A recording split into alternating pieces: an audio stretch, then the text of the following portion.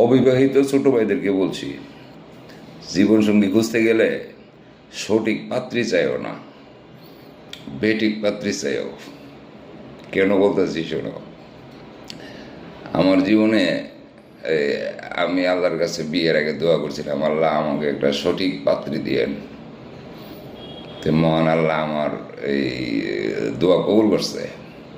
আমি একজন সঠিক পাত্র পাইছি, একটা সঠিক পাত্রী পাইছি।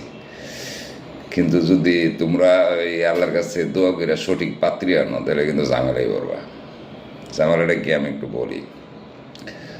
আমার জীবনসঙ্গীর যেহেতু সঠিক, তা সে সংসারে যা বলে সবই সঠিক বলে, আর আমি যা বলি তার কাছে সব হইল বেঠিক।